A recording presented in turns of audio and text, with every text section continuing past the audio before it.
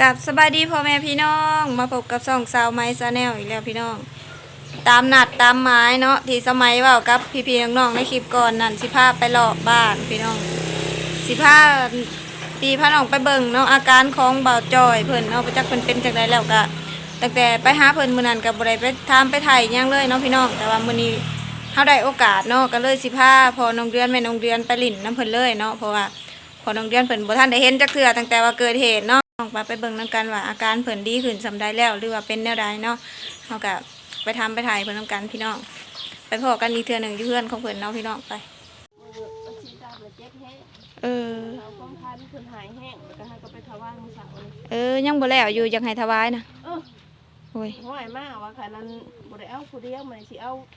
หลายว่าซั่นเอาแหละพันคืนแบบเงินสิดับแล้วเพิ่นก็เจ็บวันสิ้นดับแล้วพันเขาเพิ่นบ่ได้ไปเฮ็ดได้เพิ่นก็อยู่นี่นึงเลยยังอยู่ในไหมในแผ่นนี่โอ้ยยังบ่ยอมลดละอยู่เนาะไม่อันนี้ครับผมคนมานำแล้วก็แม่นเบิดกองมาต่องความฝันอีกพี่น้องเลยตอนวันสิ้นดับอุ้ยว่ามาแล้วบางนาวแตกวันสิ้นดับมาต่องความฝันอีกยังมานำใหม่เนาะแต่ว่ามาคราวนี้คันยังบ่ถวายเขาวัดแล้วเพิ่นสิเอาให้ถึงแก่ชีวิตเพิ่นว่าแต่ว่าบ่ได้เอาผู้เดียวพร้อมนี่ไม้ต่อขอบตาเพิ่นสำหรับคลิปนี้ที่เฮาจะถ่ายต่อไปนี้ก็เป็นความเชื่อส่วนบุคคลเนาะพี่น้องบ่ให้เกิดดราม่าเด้อเพราะว่าเป็นความเชื่อเนาะ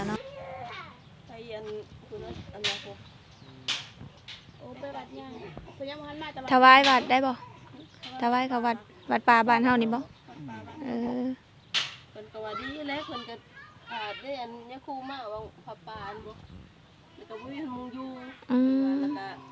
บ่เบิดแล้วก็พอดีแล้วเพิ่นเอาได้ใหม่เพิ่นไปถวายเฮ็ดอันเดี๋ยวอันนี้ครูผักหน้าว่าแล้วก็พอดีเหมาะเนาะเพิ่นก็ได้พอดีเหมาะสาธุเลยได้บุญใหญ่บุญนั่นแหละไปบัดเนาะผาดคอผาดเข็นไปเนาะเพราะว่าเพื่อนนะมันก็มีแม่มีแนวบอดี้เนาะบางงานบ้านอาทันพี่น้องเลยแบบว่าคันเฮาเอากับสีโบอันดีหั่นนะมันก็หอนก็หุ่นคือว่าแล้วเนาะมันหอนมันโหดแล้วก็ขนาดเฮาบ่ได้ปลูกน้ำมะพร้าวไว้ซื่อๆก็ยังพอแห้งปลูกหั่นนะมาตองความฝันเพิ่นพี่น้องเลยตองความพันเป็นนั่นเจ้าของเพื่อนนะบ่มาตองนะมาเป็นลิงบ่ได้เป็นคน ได้ว่ามาเป็นคนเป็นลิงเลยมาเลยเป็นอันเป็นหมูมาแต่ว่าหมูน่ะเป็นคนแต่ผู้เดียวน่ะเป็นลิงอุ้ยบางนาวก็แตกคันบ่ไปจักถืออะไรบ่มาอยู่นี่ก็เฮิงเลยเด้บ่ให้ไปเลยเนาะแม่นมันยากทำได้เนาะเนี่ยเขาเลยก็14มื้อขวบ14มื้อพอดีขวบ2 อาทิตย์เนาะพอดีขวบ2 อาทิตย์แล้วก็บ่ได้ไปทางใดเนาะเฮาก็ยังเนี่ยคือได้นี่อันคือหัวเพิ่นแบบว่ามาเข้าความฝันในนั้นหรือว่าไปเบิ่งหมออีกบ่หลังจากที่ฝันนะ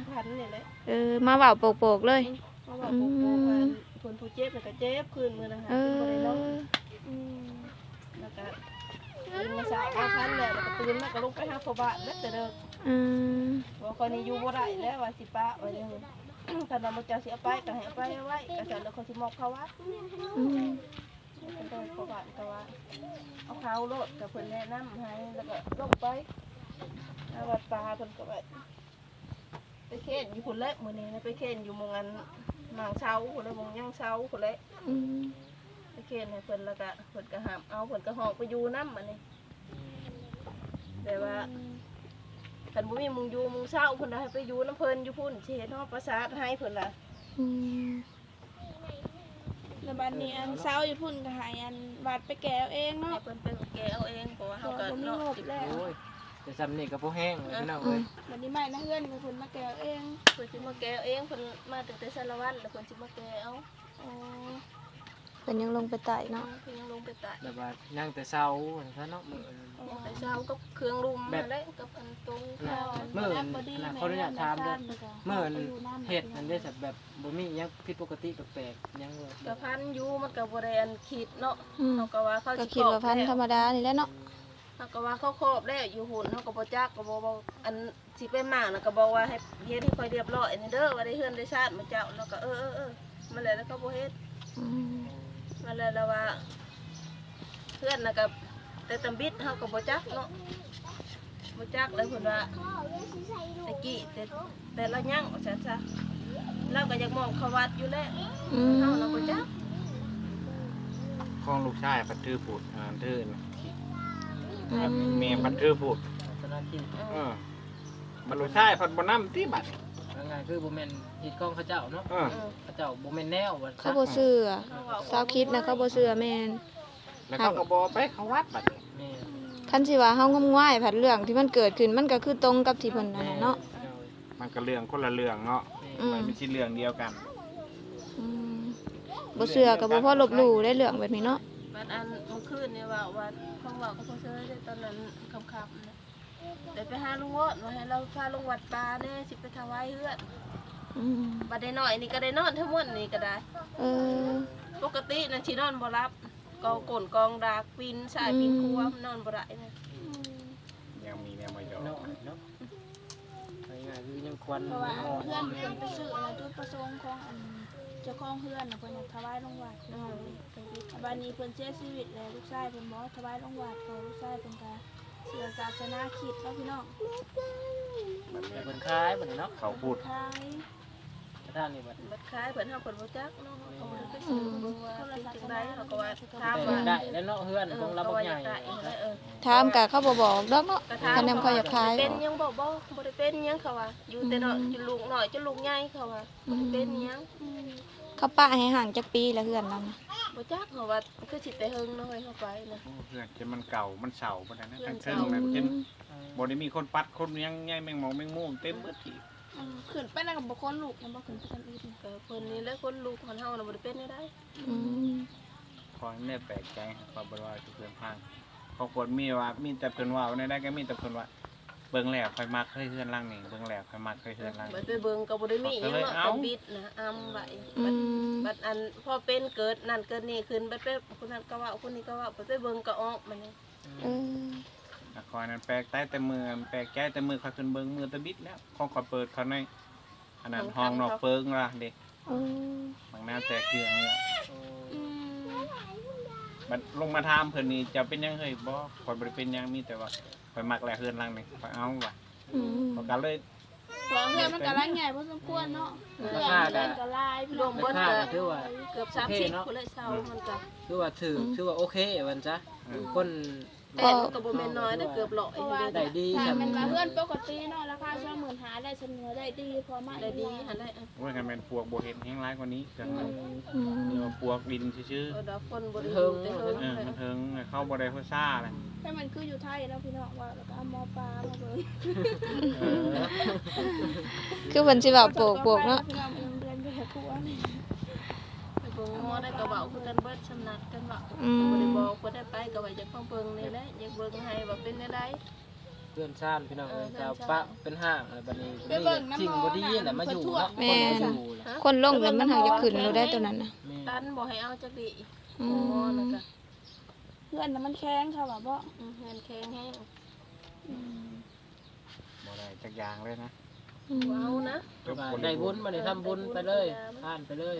เสียขอเสียเข็นเนาะ แม่บ่ต้องเสียดายมันออกไป คือว่าทำบุญครั้งใหญ่แล้วเฮาบ่มีก็ครั้งหนึงในชีวิตเฮาเนาะ ปล่อยคือกันนั่นแหละปีนี่น่ะ เสียขอเสียเข็นไป เสียขอเสียเข็น คน ไป แล้วก็เสียรถ35,000 ใครเนี่ยแต่ว่าคนบ่เป็นหยังลูกข่อยเด้ข่อยก็ได้กลัวใช่กับบ่เศร้าเด้อ แม่นพอรถเสียแล้วก็ลูกก็ไข้แน่ อืม จะเสียขอเสียเข็นไป สิรถคือว่าเฮาทำบุญเนาะ แม่นเอาก็ อั ทุ น ก นี้ อ ก็ ย่าง พอดีแหละแบบได้ประโยชน์พี่น้องเอ้ยเอาเข้าวัดเข้าว่าได้เฮ็ดบ่อนพระสงฆ์อยู่พี่น้อง อืม เพิ่นอยู่เพิ่นสร้างคนเฮ็ดเพิ่นสร้างอยู่หั่นก็ได้หลายล่างเติบอยู่ดอกคนไปเฮ็ดค่ะ อืมเฮาทานเพื่อนบางทีเพิ่นทานเฮาขึ้นก็มีเนาะ แม่ว่าบ่ได้อันโคตรน้องเอ้ย สู่ส่วนต่อไปเนาะ อยู่คนต่อไปสิได้เฮ็ดยังยองๆนั่นนี่ก็ได้ลูก เอ ได้หลาน อเนาะเอามาไว้เฮิงเติบก็ยังมานำอยู่เนาะ มาแต่เอามานี่นั่นทันอยู่เลย เอ แต่อเอามาเนี่ยนี่นะเอามาคือมือตะบิดน่ะร้านน่ะบ่ได้นอนจักดิ อืม นอนแจกมันเป็นอิหยังมันจังบ่นอน เพิ่นตะบิดตะบ่ที่ว่าเอาใหม่มาเฮือน เออเอาไปทำคนก่อนลูกมักนาวแตกยังเยอะ นอนจักดิ เออ มันมีแนวเนาะก็ยังโชคดีว่า ก็ยังรอดชีวิตเนาะก็แสดงว่าดวงแข็งหลายเติบ ว่าโชคดีและเติบเลยว่า โชคดี แล้วจนโมโหเมื่อพี่น้องเอ้ยว่าแล้วลงตอนใดไปพึ่งอยู่สวรรค์ จนบ่ฮู้เมื่อว่าอีหยังฮอดบ่จักฮอดว่าอีหยังทับเนาะ บ่จัก บ่จักฮอด เรื่องแข็งเติบ มาแล้วก็ยังเฮ็ดค่อยๆจังเก็บค่อยจังติ้งบ่ได้นั่นนี่ อืม แบบมันแบบเฮาบ่ฮู้เมื่อแบบย่างอยู่แล้วมันหึบลงเลยบ่ บ่นั่งอยู่เทิงพุ่นแหละ เออ ทะลุลงมาผู้ที่เช้าตีทางล่างได้ เอ เช้ากลาง อนั่งอยู่เทิงผู้อันต้นมาทับนะค อ่ะ รับเขาเรียกว่าอยู่ลุ่มนะ อยู่เทิง มันอยู่ลุ่มนะแห่งสิเจ็บได้พออ ร ยู่ ถ ลุ่ม นะว่าเอารถเข็นไปย่อรถบ่ทันตองจักดิ ต่อ มันก็คือลงจังซั่นคือว่ามีแนวเนาะ เพิ่นจะทับให้ตายของบ่มันมีแนวฮับเพิ่นน่ะเพิ่นมีแนวฮับตายอยู่หั่น แสดงว่าดวง มีแนวหับ แข็ง มีแนวฮับไว้ อืมแล้วเพิ่นบ่ได้บอกให้เสียเคาะเสียเข็นบ่ได้บอกให้ แต่ เฮ็ด ว่า เสีย ดวง เคาะ เรานั่นดีแต่ว่าปีขับมาซั่นซะว่าซั่นเลยคันแม่นถึกปีบ่ดีนั่นเบิดอยู่หั่น อืมบางคนน่ะเซาต้นเดียวทับก็ยังโซ่จนหอดมือตายได้ขอโทษนํเนาะอันนี้นั้น16ต้นแต่ว่ารอดมาได้ซำนี้นี่ถือว่าดวงนี่ดีเติบ แม่น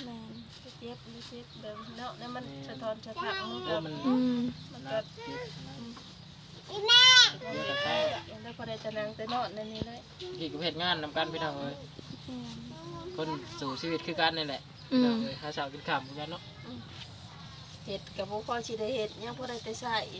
ลูกหลานก็หลายเป็นลูกหลานหลาย คือกันนั่นแห ข้า ละ วไข่พวกพ่อว่าสิได้ยังไงได้แต่ใส่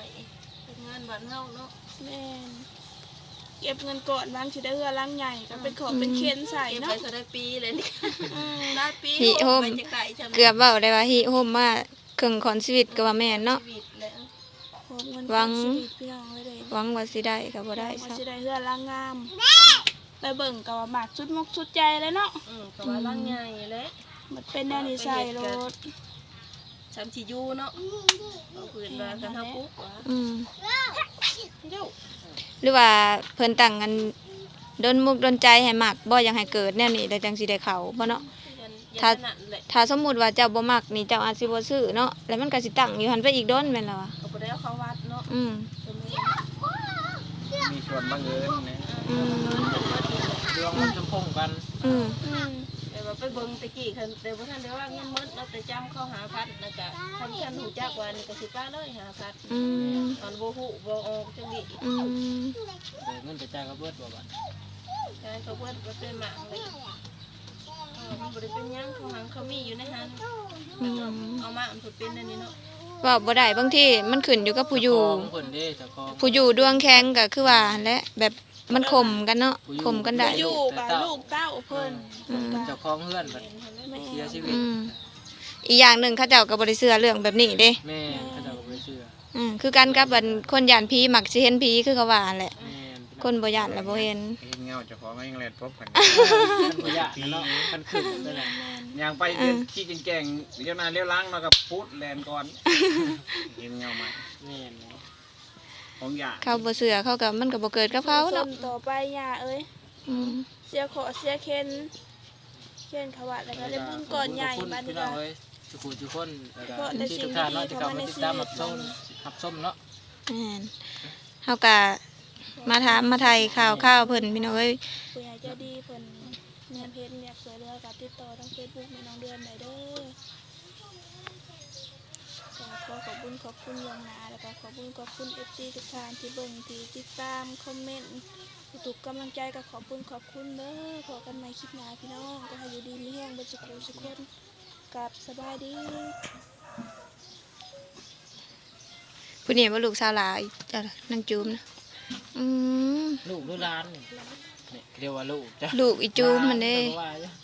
ลูกนางจูมมันเด้ลูกสาวหลา ชอบเลือกผู้ชายแล้วคนหนึงจะได้ใช้นะปุ๊บเอ้ย เด้พี่น้องเอ้ยคนเจ็บก็ได้ ปุ๊บ อาการไข้ขึ้นแต่ว่ายังเฮ็ดเวียกบ่ได้เพราะได้นั่งๆนอนๆอยู่เนาะใส่ลูกใส่หลานไปเพิ่นก็ได้ ทำงานอยู่ไทยว่าเขา สำว่า ยังบ่ทันได้ยินส่งให้แม่ไปยืมเขา เสาหลักของครอบครัวก็ว่าแม่นเนาะ อืม เกิดไปแบบนี้ก็ ได้เลี้ยง ขาดเคินทั้งค่าใส่จ่ายเงินค้ำอีหยังต่างๆอะไรพี่น้องเอ้ยบ่จักนุ่มลูกนุ่มหลานเพิ่นเนาะหลานก็ยังน้อย2คนล่ะเนาะ พันแหงมาเกิดแบบนี้ใส่โอ้ยผู้หาเงินซ้ำถึงได้กะฝากพี่ๆน้องๆซอยพิจารณาเนาะพี่น้องเนาะถ้าว่ามีผู้ใหญ่ใจดีท่านใดที่ว่าคิดเห็นเพิ่นเนาะอยากจะช่วยเหลือติดต่อเข้ามาทางสองสมัยได้เนาะพี่น้องพวกเฮายินดีเป็นสะพานบุญให้เนาะคลิปนี้ก็ขอจบไว้สำนี้ก่อนเนาะพี่น้องเอาไว้พบกันคลิปหน้าเนาะ สบายดีแล้ว สบายดีพี่น้อง